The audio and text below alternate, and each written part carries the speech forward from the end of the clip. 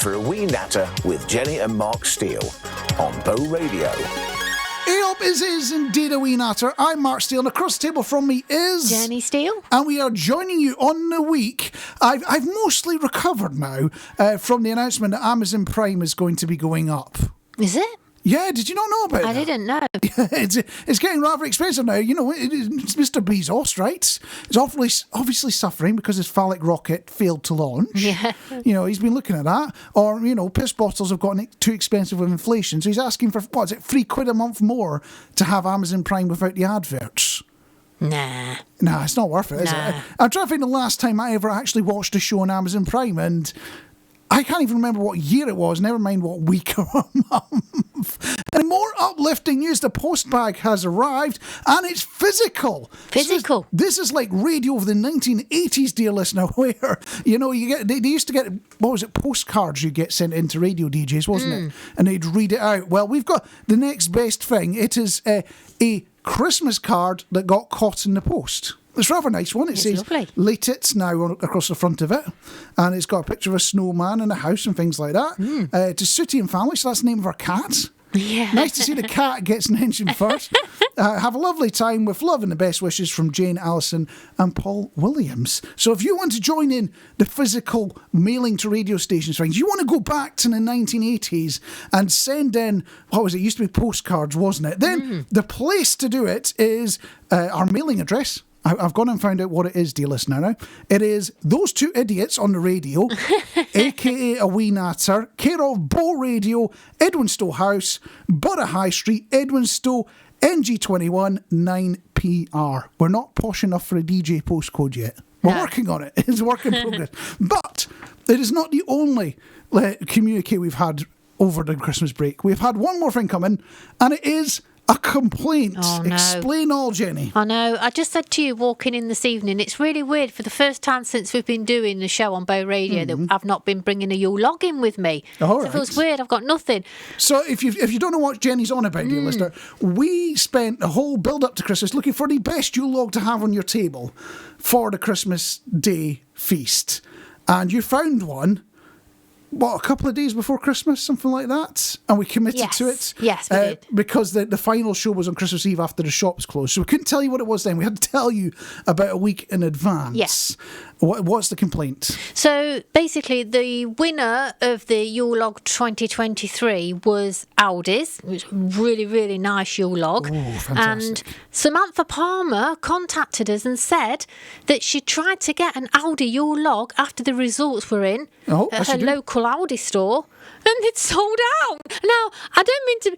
I just had a little bit of a giggle to myself, Samantha. I mean, obviously, I feel sorry that you couldn't get the Yule Log, but then I thought to myself, I wonder if everybody that's been shopping at Aldi has been listening to A Wee Natter and they've just completely sold out of the Yule Logs. And while I go to deflate Jenny's ego, dear listener, with a big pen and a dose of reality, here's Def Leppard and Photograph. It's A Wee Natter on Bow Radio. Photograph there by Def Leppard. I don't know much about Def Leppard, but weren't they the ones that had the one-handed drummer? Not one-handed, one-armed. One arm. And it was off the back of an accident. I don't think it's the way he introduces himself. Hello, I'm the one-armed drummer. It's not generally how you go around in life. But it's a great wee song. You don't hear it too often. It's A Wee Natter on Bow Radio. Let's get it composed. I was talking on Facebook a little bit earlier about New Year's superstitions. Now, I had one where, when I was a kid, my brother always used to say to me, if you cry on New Year's Day, you cry all the year round. So he spent most of New Year's Day trying to make me cry. So, as you do. So I thought to myself, I wonder if anybody else has any superstitions out there. And Sonia Darbish has been in touch, and she says that she always opens the front door and the back door. So basically, you let the new year in and the old one out, and she eats one grape on each chime of Big Ben, and it's all for good luck. That almost sounds like a food eating challenge. Can you actually physically manage to get that many grapes in your gob? What about a Yule log for each chime? If you manage to succeed in doing that's like the American food challenge. We've taken it from a British food challenge to an American food challenge at that point. You know, like these, can you eat 300 pounds of food in half an hour things? Yeah. It's in that sort of category. I don't think I would manage it, and I'm quite good at eating food, dear listener. But during that Christmas thing, which it feels so long ago now, doesn't it? Does. We ended up on the road, driving around, as you do, and hands up if you want to murder your extended family within a few days of being packed into a small house. Hands up if that is you. I'm quite happy to put mine high in the air, because it's weirdly stressful, isn't it? It's really stressful.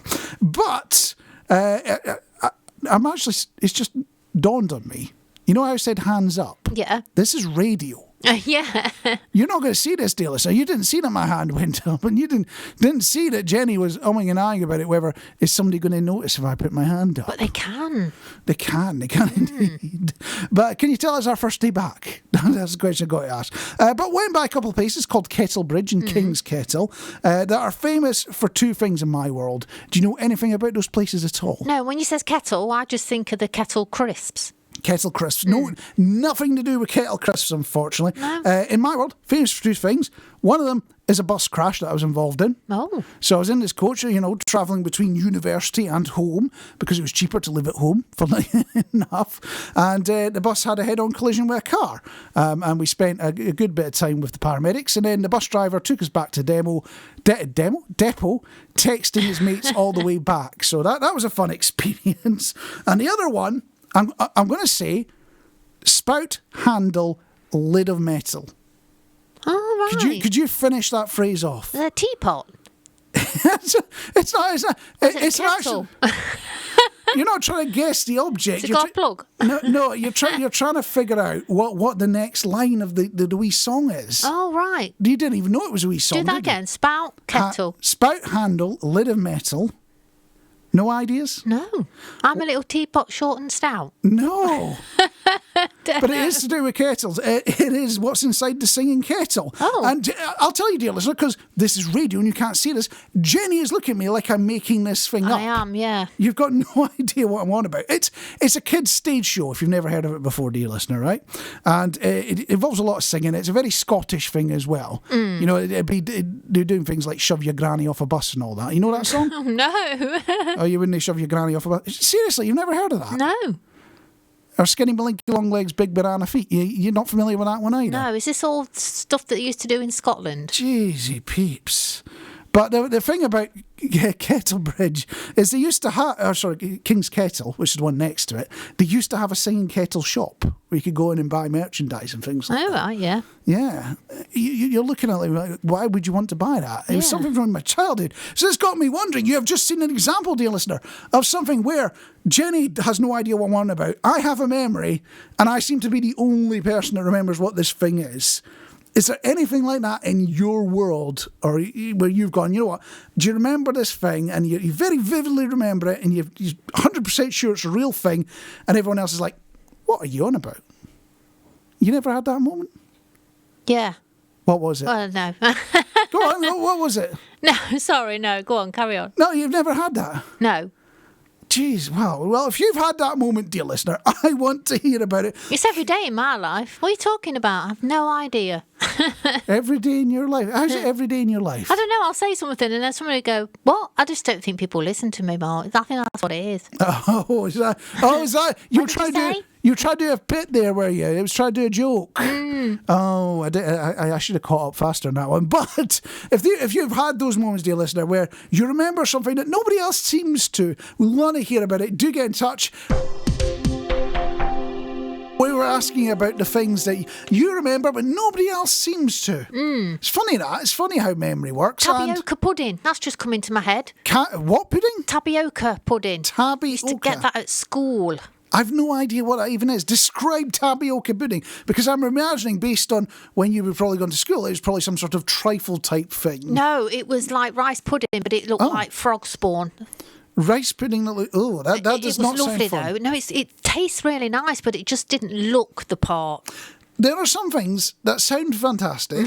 That's one of them. And then you see them And you're just like, no, I'm not doing this. And this sounds like it's going to be one of those. Yeah. And talking about the things that you remember, nobody else does, the internet confirms that the singing kettle was a thing and not just some weird fever dream I had. Yes, I've just been sent a photo in. It does it genuinely. Yes. And Sonia from Belfast has been in touch with a few different things. Do you remember any of them? So I'm going to go through them. Come on, then. We'll see what you think. Yeah. First one, moon boots. I think I do, actually. Yeah, did they come up to like 3/4 of your foot and there was like all like padded? I don't know what they were made of, like a padded material with a bit of fur inside. And were they I've like never heard sparkly of them. silver or something? I've never heard of a moon boot I before. heard of moon boots, yeah. Moon boots, what do they look like? Oh, Am I okay. right? Yeah, they are sort of boots with a sort of soft top on them. Yes. Would probably be the best way of describing them. But that's not the only thing she mentioned. The next one, a rara skirt. Oh, I had one of them, Sonia. Again, I have no idea what a rara skirt Mine were is. green with white polka dots on. I loved it. What does a rara skirt look like?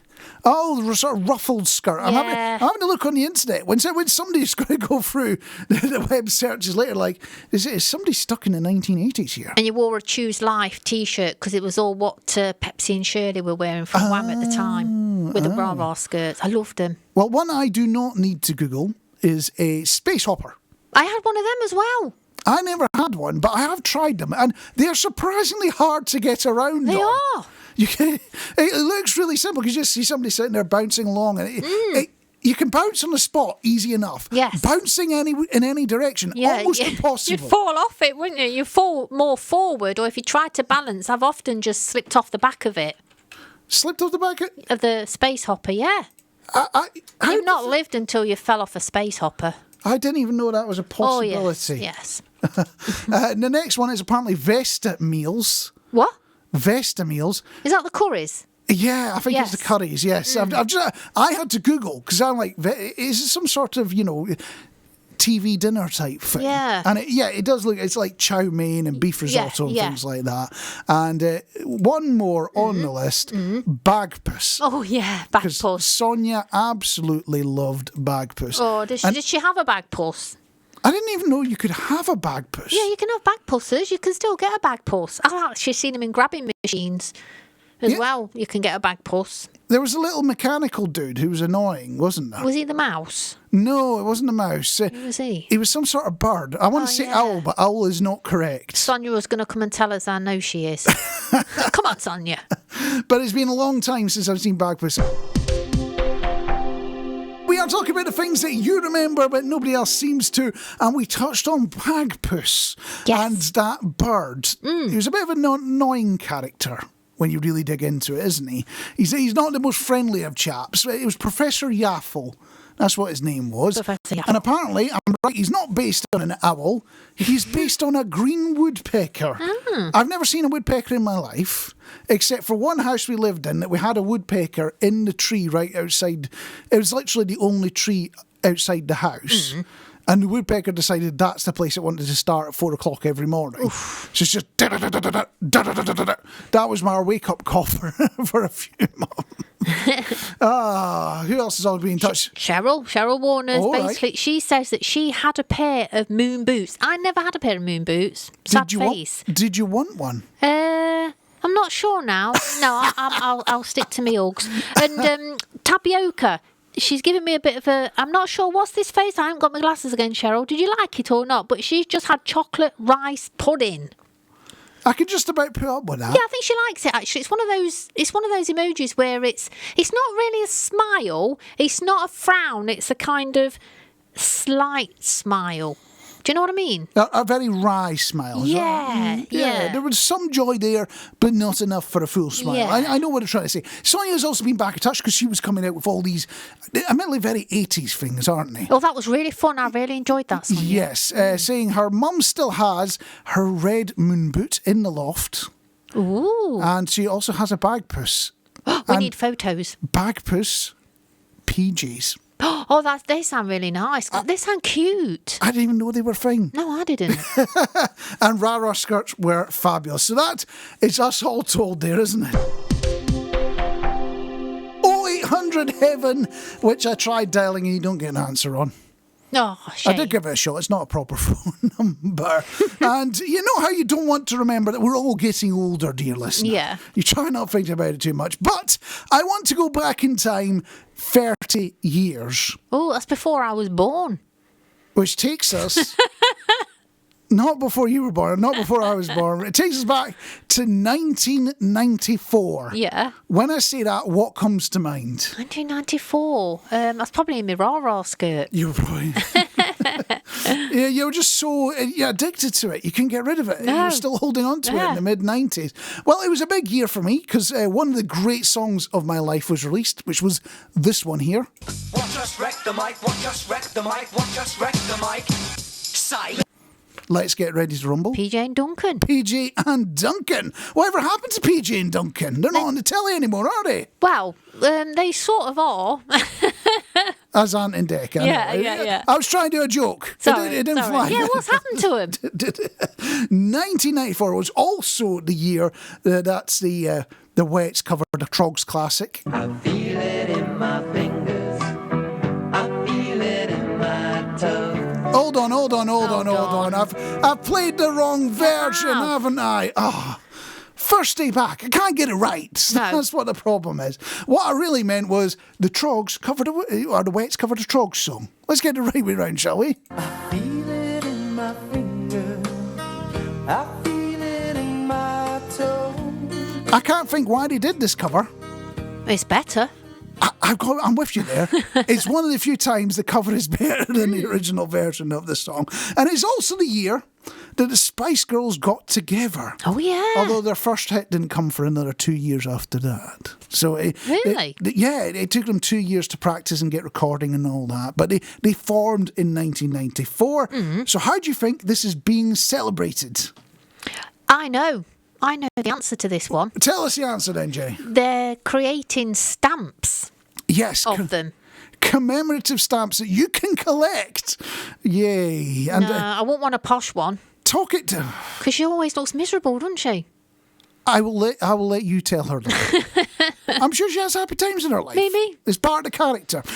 Talking of collecting, has anyone ever bought those model magazines that they sell around Christmas? Oh, the ones where yes, it's like yeah. 500 editions to build your Spitfire. They start off at 99p. Start for 99p and end up at like 50 quid an edition. Yeah. And they never finish printing them. They only print about the first 2 or 3 of them or something like that. Yeah. I always watch this thinking, you could get that in Hobbycraft for a tenner. Why would you sit there doing it over months, slowly, really expensive? Do you have to paint it afterwards as well? I think you probably have. Oh, wow. It's a lot of effort and a lot of money. But the thing about the Spice Girl stamps, it got me wondering if there would be any better set of collectibles we could make. Well, me and you for a start, that'd be great, wouldn't it? A Wee Natter A Wee Natter stamp. No. You see, I like where you're going with that one, but I don't think there's enough character in it there. I think we need a stamp collection of Britain's greatest murderers. Oh, you could have the Yorkshire Ripper, the Wests, or... Here's a brand new idea that I've come up with, right? Okay. Royal Mail could have a whip around for their mates at the post office who have got a big tax bill on the way. Yeah. And you could have the baddies of the Horizon scandal stamp collection. Who wouldn't want the bosses or that investigator that was there this week that couldn't admit... Well, he sort of admitted that he couldn't be bothered to investigate. You could have him there as well, couldn't you? You could. Who wouldn't want that? And a picture of a computer in their stamp collection as well. It'd be fantastic. It'd be flying off the shelves. This, in case you haven't noticed, dear listener, is local radio. Which means we need to do local radio stuff. BBC Nottingham, who are a competition in the area, have got your favourite biscuit covered. Don't go for the dial. I know you want to hear about the favourite biscuit. The answer is Garibaldi, by the way. Garibaldi, of course it is. Because it's just the right mix of dry biscuit and moist fruit to make it go down. No competition. So you don't have to go over there. You don't have to go and enjoy your favourite biscuit conversation. We have got... Well, we can't do favourite biscuit now, can we? We've got to do surveys now, haven't we? Yes. That's the other local radio thing you do, isn't it? Yeah, I suppose, yeah. You don't look convinced. Come on, where are you going with this? Well, I found a survey, and we've got to talk about it. Got one from the 8th of January by a group called YouGov. You heard of them before? Yes. Yes. And they asked the question, do you have any of your Christmas decorations still up? Oh, right. So they were asking that on the 8th of January. 8% said yes, 76% no, 15%, I can't even, I'm not bothering with that Christmas nonsense. Forget it, I'm not putting anything up. But 1% of Britons, according to the survey, said they don't know. Can you imagine? Brenda, did we always have a tree covered in lights and tinsel in the living room? Who's running around life like that? Well, isn't the thing now where a lot of people cling film the tree and then stick it up in the attic so they don't have to bother decorating? I don't know why you get the tree in the attic. I have no idea. No. I have no idea. So does that result surprise you that there are 1% of Britons out there it does actually. that don't know that they've got Christmas decorations up or not? But wait until you find out about the biscuits, because I have looked up Britain's favourite biscuits while I was on the YouGov website. Yeah. I should get the Pick of the Pops theme out if we're going to do this. Yeah, you should. Hold on a second. I've got to find Pick of the Pops. I'm going to try and guess what it will be. Oh, you're going to try A and hobnob. guess? A hobnob? No, not a hobnob. Jaffa cake's not a biscuit, is it? That's a cake. Oh, well, it depends on who you ask, because there's a whole legal thing about it. So if we're going to do a countdown of Britain's top 5 favourite biscuits, you know it's radio law, dear listener. It's got to be done with a Pick of the Pops theme, hasn't it? It has. In at number 5 is McVitie's Original Digestive. I like them. You boring person. Well, I do like a nice digestive biscuit. It is the most boring biscuit ever known You to can man. dunk it in your tea, even better. In at number 4, very controversial, is Jaffa cakes. You see. They're technically cakes according to they the are. tax people and all that, isn't it? Yeah, I don't think we're supposed to know that. In number 3 is Cadbury Fingers. What? Yeah, what do you think is going to be in the top 2? Cadbury Milk Chocolate Digestives in at number 2. So what do you think is Britain's number 1 top biscuit? Should I stick to my original one and say a hobnob? You're going to go for a hobnob. The marine of biscuits. It is not. Oh no, ginger cake. Gingerbread, McVitie's ginger nut. It's not a ginger nut. Rich tea. It's not Lionel Rich tea either. No, what's that? Custard creams. Chocolate chip cookies. You're well off. Foxes, It is. the good biscuits. So Cadbury's Milk Chocolate Digestives are number 2. McVitie's Milk Chocolate Digestives are number 1. God. We are a bunch of boring people in Britain. It's A Wee Natter on Bow Radio, where we've been touching on Britain's favourite biscuits, because we looked at the YouGov polling results for that, and we're getting a secret insight. We have managed to find somebody who was a participant in said poll. Tell us about it, Jenny. So, Stephen Orr's been in touch and he said he took part in this survey and he voted for rich tea. Now, according to Peter Kay, they're one dips. One dips? Or you dip it in your tea and it falls apart, disintegrates. I didn't even know that's how you rate biscuits. Wait. I think this favourite biscuit thing has got more miles than we joke about, right? Yeah. Because it's supposed to be local radio always talking about what's your favourite biscuit, blah, blah, blah. I think we need a proper competition and we need to work out the rules. Is it dunkability? Is it flavour? Is it how easy it goes down the throat? Setting me a challenge, Mark. Do I bring a pack of biscuits in every week? I don't see a problem with that, even if we don't do it on the radio. And with everything falling apart in front of you, dear listener, and I'm sure you're spotting all the mistakes, you can probably tell it's our first time back since the Christmas break, can't you?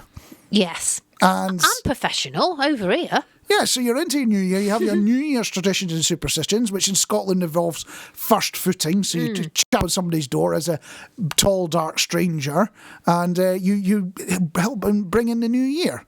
Lots of drinking involved, admittedly. But it's not the only superstition. Somebody's been in touch about one. Yeah, Vicky Fairweather's given me a little message and she says that she was told that doing the washing and spring cleaning on New Year's Day was bad luck. I've heard of wash a blanket, it may wash one of the family away. I've heard that, but I've not heard the one on New Year's Day, so that's something to be wary of as well. And in case you have not noticed, you've been hiding under a rock here in the United Kingdom of Great Britain in Northern Ireland. I don't know why you can't say Northern Ireland. It's always Northern Ireland. You don't want to say it, but you say it. It's what happens. But we have got an election, not just for East Midlands Mayor, because apparently that's a thing now, and we get one of those because apparently that's how we get money. We're allowed money, but we only get it if we get an East Midlands Mayor. That was the deal they gave us. Oh, right. So that's why we're doing it. But a general election is coming. And the big giveaway is in the last couple of weeks, we had Rishi Sunak, our Prime Minister, turning up in Mansfield recently, right? Yes. Yep. And he was talking about all the roads that were going to get patched up and blah, blah, blah. One of the things he didn't mention, Peacefield Road. NASA could have practiced landing on the moon with that road. You've been down it, Jenny, haven't you? Yeah, it's really bad. Shocking. It's absolutely shocking. And now that we've mentioned Peacefield Road in Mansfield, I get to play this. Yeah, that's right, folks. We've managed to shoehorn local content into this radio show. I can imagine myself going down that road in my space hopper. It'd take more than a space hopper, that's for sure. But with it being an election year, I thought we need to do something big, right? Have you got any ideas yourself? Oh, crikey. No, Mark, no. Help me out. I've got an idea. It is this brand new thing that we're going to do every week with you, dear listener, called Elected, which gives me an excuse to play this little clip.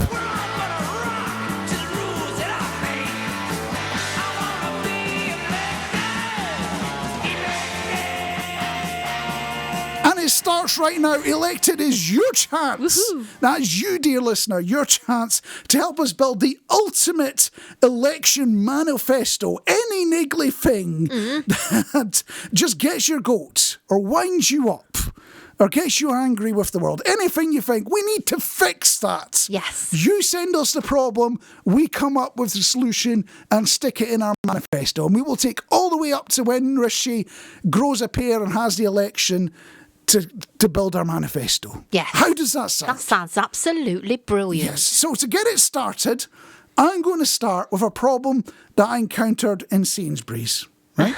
Yeah, go on. It's down to earth, real problems we need to be talking about here, isn't it? Yeah. So going through Sainsbury's, trying to get from one side of the store to another, because that's where they hide Argos nowadays. Oh, it is, yes. And if you're not familiar with Argos, because you're an international listener, right?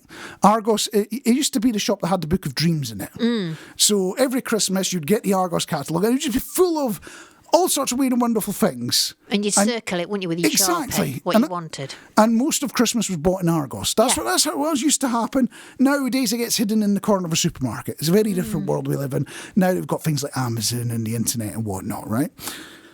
But getting across the supermarket to get my thing from Argos and get back out again, it was a 20-minute epic.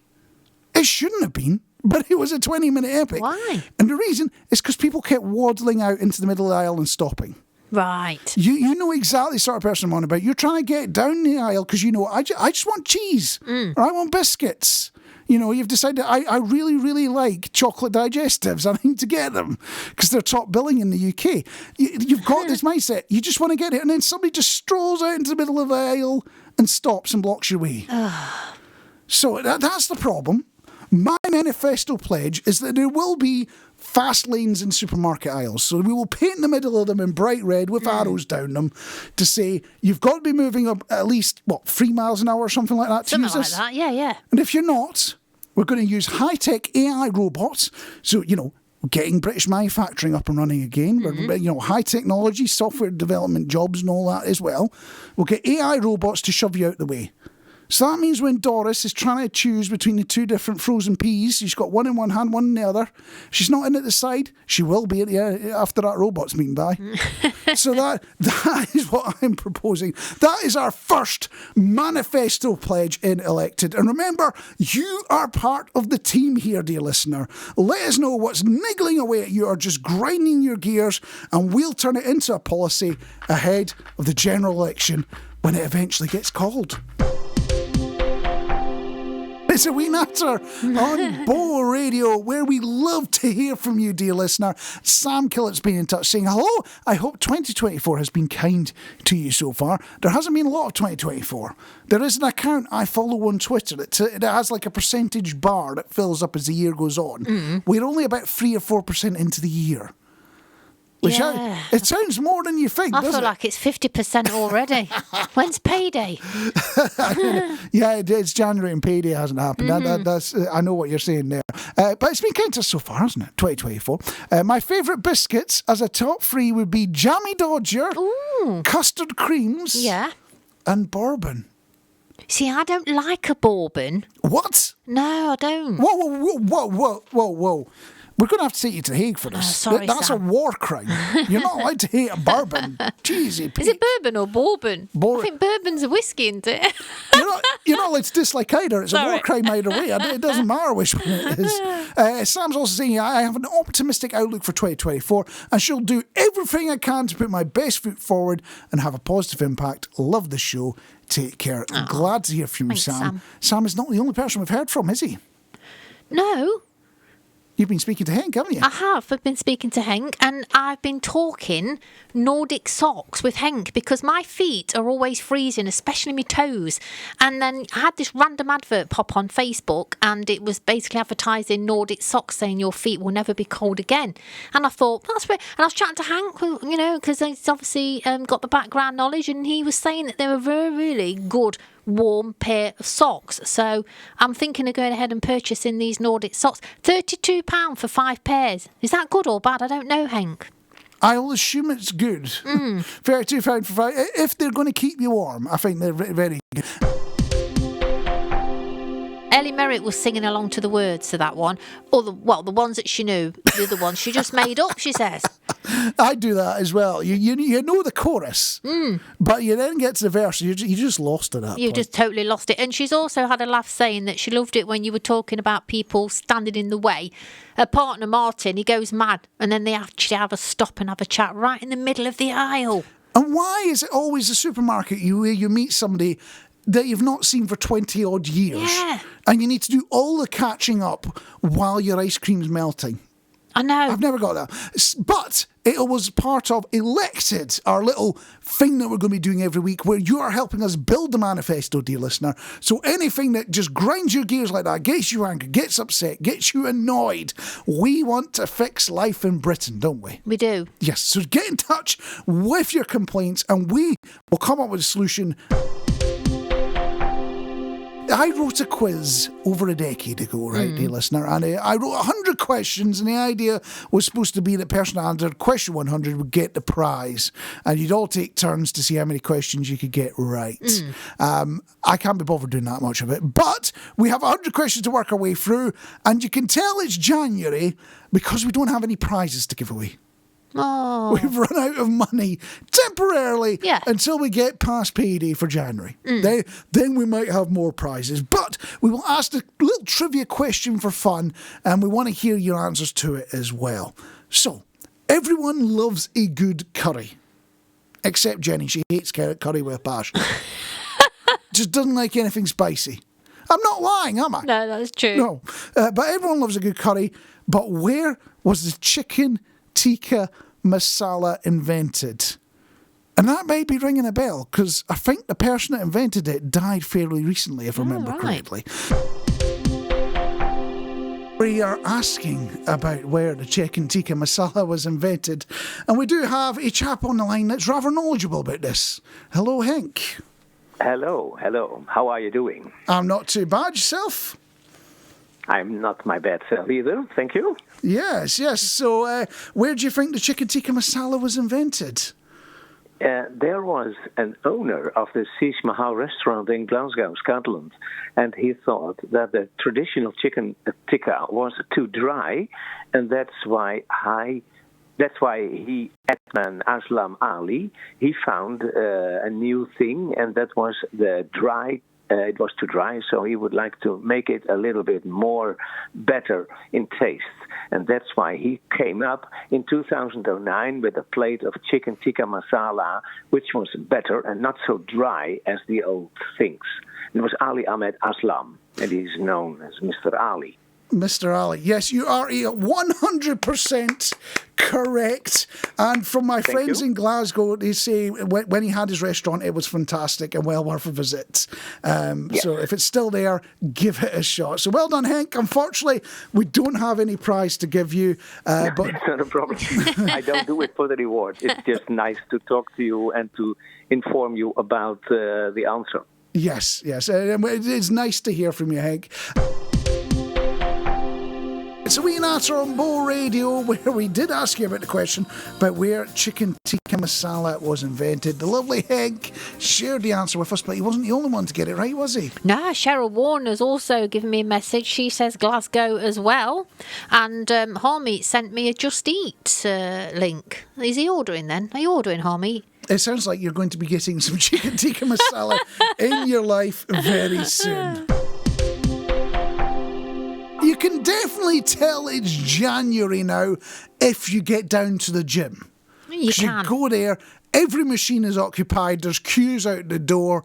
We're still in that first couple of weeks where everyone's doing their New Year's resolution. And they're very into it. And we'll get a couple more weeks in. We'll get to about February and most people have given up. And by March, almost everyone's given up. They've got fed up. Yes, so we're still in that bit there. Normally, I would take the mickey out of these people going, I go to the gym quite regularly and, it's daft seeing these people only coming in for a few weeks, that kind of stuff, right? But I stepped on the scales this morning and I heard this. Hey, fatty boom boom. I know smart scales are a thing so you can track on your phone, but when it starts playing Hey Fatty Boom Boom out at you, you've got to sort something out. Although it's not as bad. Have you ever played Wii Fit before? Yes. Going back a few years now, because Wii's haven't... I remember the Wii going on sale because I worked at Comet at the time. That's we're throwing lots of stuff that doesn't exist anymore at you here, dear listener. But I remember you just couldn't get hold of Wii's for love nor money, right? But the Wii Fit was the one game that everyone and their mother seemed to have. That and Wii Sports. Yes, I loved a bit of Wii Sports. And Wii Fit came with this wobble board thing that you step on, and it would weigh you. And if it was me that's stepping on it, you would hear this. The only way they could have hit you harder would to have it done through a tuba or something like that. Boom, boom, boom, boom, boom, boom. It's supposed to go, you're a fat man. Or they could have done that. Dun, dun, dun, dun, brrr, brrr, brrr, brrr, brrr. The classical music thing from 2001: Space Odyssey. If they'd done that... I don't know which would have been more devastating, the Wii Fit music or that. But, so I could blame COVID, but I've got almost 10 stone to lose, dear listener. Wow. That is the challenge that I'm kicking off now, right? And I'll get you posted on that. I'll tell you how well it's going. And I can predict already it's not going to go very well. But we're going to try. We're going to see what's going to happen. But as part of this, I've come up with a new challenge that I'm going to do later this year. There's not enough daylight to do it right now because we're in the middle of winter and it's a bit sludgy, a bit messy. So I'm thinking as we get into summer, I'm going to walk home. Walk home? But you work from home. Yeah, I should maybe pitch it a bit better. When I mean home, I don't mean in Edwinstowe, right? Right. I mean Dunfermline, Scotland. Walking there from here in Edwinstowe. Right. 260 miles. Do you think I'm up to it? No. Really? Yes. Even if we tried to raise a bob or two for charity? You couldn't. Well, I don't suppose. You've not stated how long it's going to take you, though. So I guess if you're going to say it'll take me 6 months or something, I don't know. Well, I was planning on doing it over a couple of weekends, and I thought, it'd be quite the challenge and whatnot. But Google Maps gives you this thing at the end of the year where it goes, you've travelled so many miles by plane, so many miles by car and things like that. It said you've travelled so many miles by foot to me. You've walked so many miles. It's not 500 miles. It's not 500 more. It's 1,800 miles I did last year. I think 260 shouldn't be a problem. So what I want to hear from you, dear listeners, what charity should we support to do this? If we're going to do it, we're going to do it for charity. We've got to make it a good one, haven't we? So I want to hear your suggestions, dear listener, because I'm going to make this happen. I'm going to walk 260 miles from Edwinstowe to Dunfermline. It might end up being slightly more miles because Google Maps assumes you want to walk up the M1. So we might have to look at a few options there. Walking up a motorway, I think it's illegal, never mind dangerous. So we might have to look at the options, but I want to go ahead with it. So if there is a charity you think this is who we should support, get in touch, and I'll be walking the 260 miles to raise, what, a tenner for them or something like that? So Wee Natter on Bow Radio, where Jenny doesn't believe that I can walk 260 miles. I've got the proclaimers in my head now. Ellie Merritt, she's amazed. She says, wow, she wants to be up here with us because she wants to join in the walk. I said, Ellie, I didn't even know this was coming. I didn't know you were doing this, Mark. I did hit you as a bit of a surprise, Yeah. but we're only in the initial planning stages. We haven't got all the details worked out. All I know is it's going to be over a couple of weekends, and it is going to be from Edwinstowe all the way up to Dunfermline, and it will be going past the fantastic Forth Bridges and whatnot as well. But I do need to plan a route that doesn't involve the M1. So we'll need to figure things out a bit more. And on that note, that's about it from A Wee Natter.